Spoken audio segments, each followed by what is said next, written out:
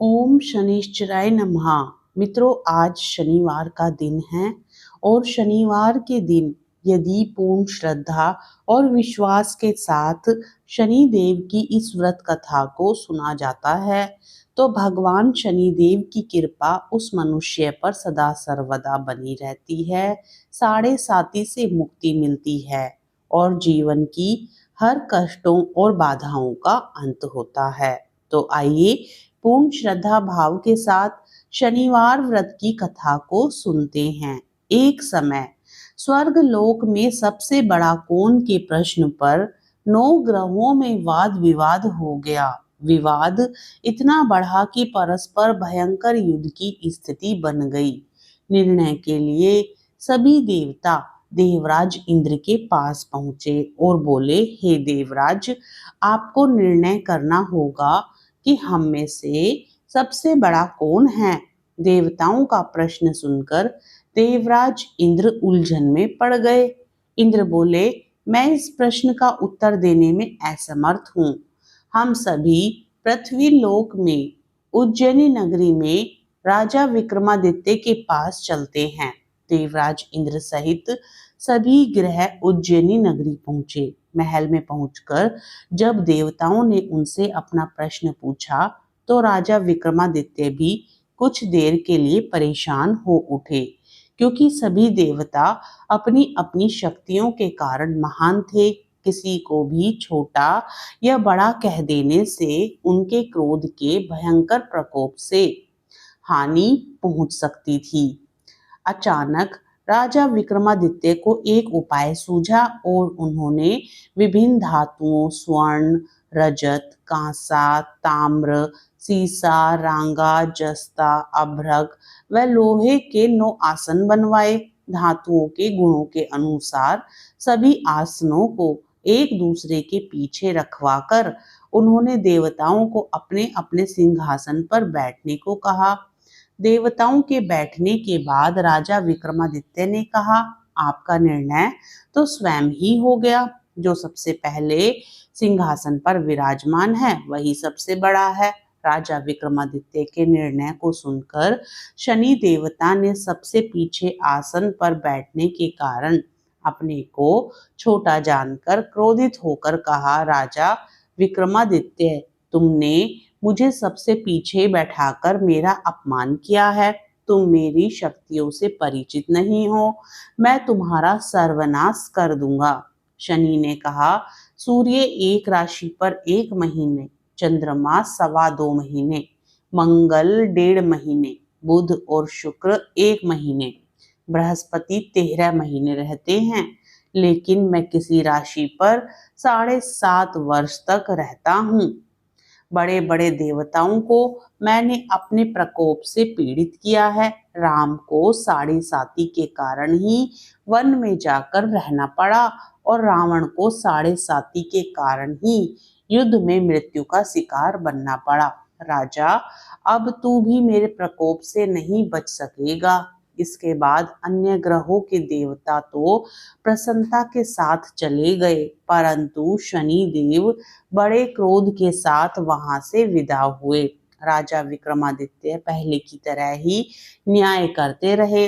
उनके राज्य में सभी स्त्री पुरुष बहुत आनंद से जीवन यापन कर रहे थे।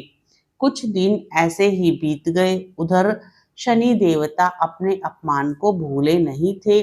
विक्रमादित्य से बदला लेने के लिए एक दिन शनिदेव ने घोड़े के व्यापारी का रूप धारण किया और बहुत से घोड़ों के साथ उज्जैनी नगरी पहुंचे। राजा विक्रमादित्य ने राज्य में किसी घोड़े के व्यापारी के आने का समाचार सुना तो अपने अश्वपाल को कुछ घोड़े खरीदने के लिए भेजा।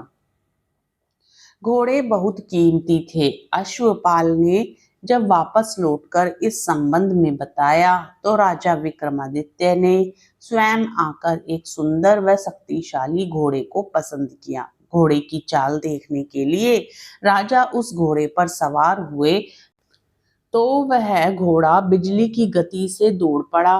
तेजी से दौड़ता घोड़ा राजा को दूर एक जंगल में ले गया और फिर राजा को वहां गिराकर जंगल में कहीं गायब हो गया। राजा अपने नगर को लौटने के लिए जंगल में भटकने लगा, लेकिन उन्हें लौटने का कोई रास्ता नहीं मिला।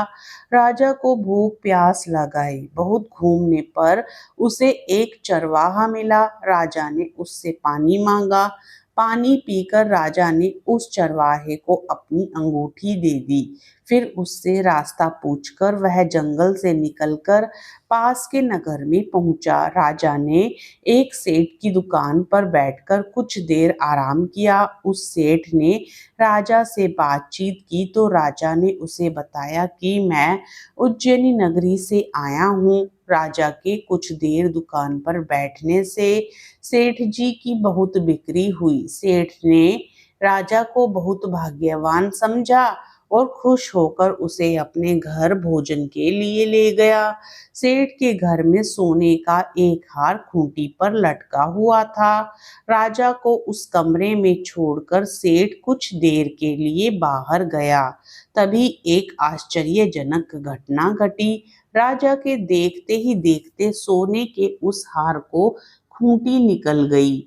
सेठ ने कमरे में लौटकर हार को गायब देखा तो चोरी का संदेह राजा पर ही किया, क्योंकि उस कमरे में राजा ही अकेला बैठा था। सेठ ने अपने नौकरों से कहा कि इस परदेसी को रस्सियों से बांधकर राजा के पास ले जाओ। राजा ने विक्रमादित्य से हार के बारे में पूछा तो उसने बताया कि उसके देखते ही देखते खूंटी ने हार को निगल लिया था। इस पर राजा ने क्रोधित होकर चोरी करने के अपराध में विक्रमादित्य के हाथ पांव काटने का आदेश दे दिया। राजा विक्रमादित्य के हाथ पांव काटकर उसे नगर की सड़क पर छोड़ दिया गया। कुछ दिन बाद एक तेली उसे उठाकर अपने घर ले गया और उसे अपने कोल्हू पर बैठा दिया। राजा आवाज देकर बैलों को हाँकता रहता। इस तरह तेली का बैल चलता रहा और राजा को भोजन मिलता रहा। शनि के प्रकोप की 7.5 पूरी होने पर वर्षा ऋतु प्रारंभ हुई। राजा विक्रमादित्य एक रात मेघमल्हार गा रहा था कि तभी नगर के राजा की लड़की राजकुमारी मोहिनी रथ पर सवार उस तेली के घर के पास से गुजरी। उसने मेघमल्हार सुना तो उसे बहुत अच्छा लगा और दासी को भेजकर गाने वाले को बुला लाने को कहा। दासी ने लौटकर राजकुमारी को अपंग राजा के बारे में सब कुछ बता दिया। राजकुमारी उसके मेघमल्हार से बहुत मोहित हुई, अतः उसने सब कुछ जानकर भी अपंग राजा से विवाह करने का निश्चय कर लिया। राजकुमारी ने अपने माता पिता से जब यह बात कही तो वे हैरान रह गए। रानी ने मोहिनी को समझाया, बेटी तेरे भाग्य में तो किसी राजा की रानी होना लिखा है, फिर तू उस अपंग से विवाह करके अपने पांव पर कुल्हाड़ी क्यों मार रही है।